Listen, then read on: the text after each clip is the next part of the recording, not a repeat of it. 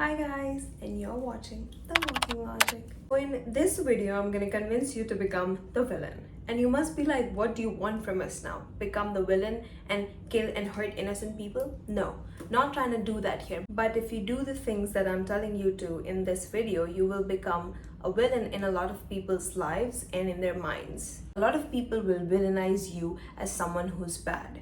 And before getting into the video, I really want to get into the reason of why am I making this and why is it gonna make sense to you. So, as kids, you must have been taught to be this good person, this amazing human who's kind, who's genuine, who's agreeable, and says yes and caters to everybody's needs. But what you must not have been taught is how to protect the goodness inside you.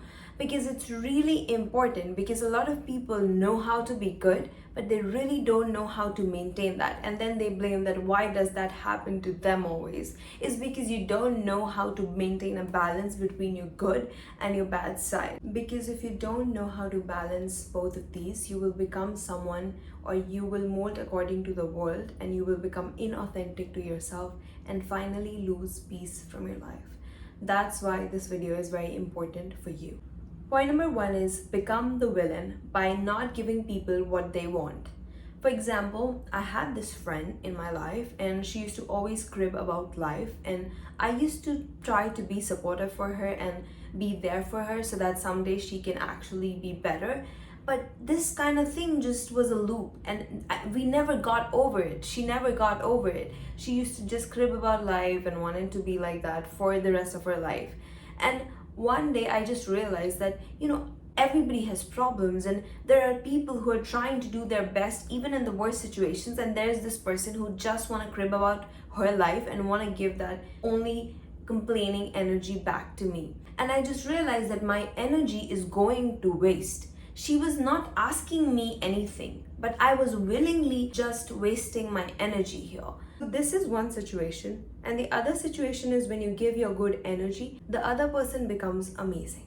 They become amazing because of your efforts, your time, and your energy, and you don't even realize it. And in both of the situation, even if the other person asks you for their time, you are the person who's responsible for choosing to give it to them. So you can't blame them. You have to take responsibility in this situation because you are avoiding yourself. You are giving your energy, good energy, to the other person because you are not seeing yourself or your value. You have to realize that your energy is sacred and it cannot be just given to other people like that. You are happy building other people up because you are avoiding yourself. You don't want to see yourself and you don't want to see what you can achieve, and that's why you keep giving it to the people who don't even want it, don't even will use it in the right way. So the first thing you have to realize is to give to yourself, and once you've given it to yourself, you're fulfilled, only then you help. Also, this happens specifically to the individuals who are highly sensitive, highly emotional, empathetic individuals who wants to genuinely give. You have to understand that your energy needs to be protected. It needs to be spent like money that is hard earned. You will think before spending it, right? That's how you need to think about your energy. Just because you haven't earned it, you can't give it to anybody. Because when you do that, you will get always used up. You will never grow in life and achieve the things that you want to. You will always remain at the same place where you are right now, never get ahead in life, and other people will use you up and get ahead because you are not using your amazing energy for yourself. You are using it for them. And you're willingly giving it because you think that's what makes a good person. No, it doesn't. Become the villain and don't give it to other people before you have given it to yourself. Now, point number two is become the villain by taking a stand for yourself. Even when you haven't taken it before, even when you're afraid, even when you know that you're never going to be liked for this, you take a stand for yourself. Now, how to take a stand? And you must be like, nah, it's difficult, I'm not going to do it. No, it's not. You can do it. Anybody can take a stand for themselves. It's very easy. For example, somebody comes up to you and says something really humiliating, and you're like really embarrassed and you're not able to say anything back to them. I'm going to tell you what you have to do in that situation. You have to firstly understand that whatever they have said is more humiliating than your insecurity about yourself. You generally, what you do is whenever somebody says something, you go into that zone of thinking about yourself, that oh, maybe I'm wrong, maybe I'm this or whatever. But you have to understand what they have said, and if that is hurtful and that is humiliating for you, you have to understand that that is not something you should accept. And more than your insecurity, what they have done is wrong. And there's something about just looking people in the eyes and saying that, what you did was really not right. What you did was really not something to be really proud of, and I don't like it. Don't do that to me. When you just say this simple lines, and you don't have to use cuss words. A lot of people think of taking a stand as something, big words, big English. No, you don't have to have that. You just have to have confidence. You have to put your insecurities right down the lane when you're taking a stand. You can't be thinking you're wrong. You have to take a stand in a way where you know what you're speaking and you know what you accept and what you don't. Point number 3 is become the villain by removing your presence whenever your boundaries are crossed. Remove your presence after you have taken a stand once. Only once. What a lot of people will interpret taking a stand as taking a stand over and over again in front of the same people. That's not what I'm trying to teach here. You take a stand once and then you remove your presence. You can't be staying there, keep taking the stand multiple times over this lifetime. You can't be wasting your time onto this one person. Can't be doing that. Also, removing your presence will come with a lot of noise and a lot of people's judgment, but remove your presence even if they look at you weirdly. Remove your presence even if they spread rumors about you. Remove your presence even if they have been the most important person in your life. Also, you must be like how to deal with it if it's a family member who's hurting you, and if it's a family member who's causing problems. So do I get out of the house? No, you don't get out of the house. Removing your presence means removing your energy. It means that you don't give access to your energy to the people who have hurt you. Removing your presence means now they cannot get what they used to get out from you easily. Now, once you have done both of these points, that is taken a stand once and then removed your presence, what a lot of people will do, I know you will do too, is wait for them. Wait for the people to realize what they have done was wrong.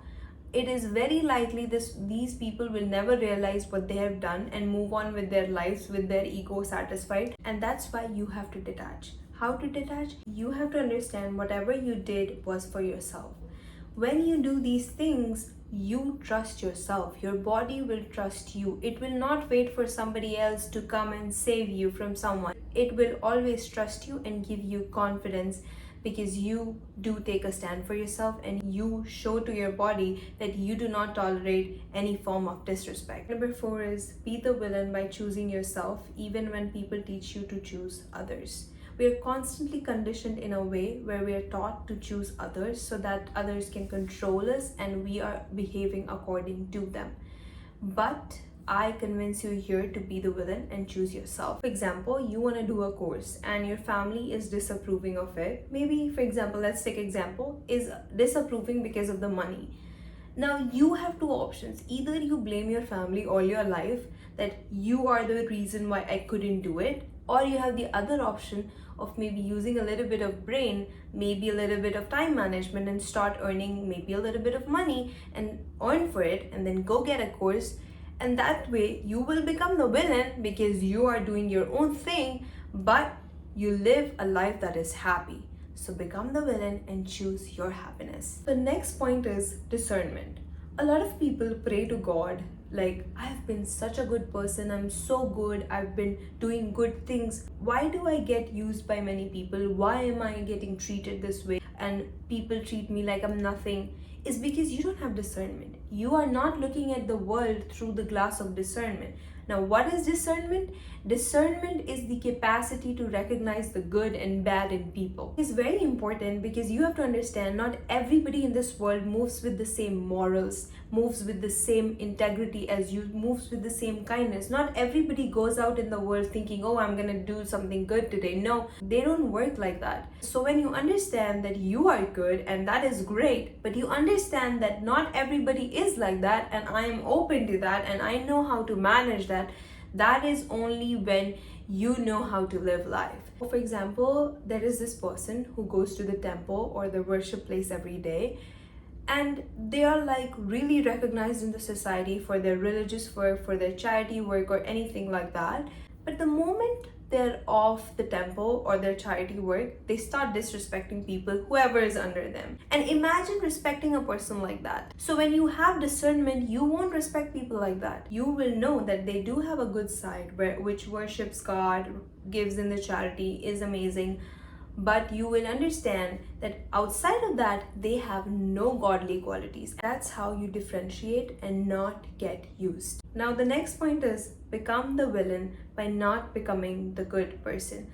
I know you've been taught to become that, but just becoming a good person is not enough.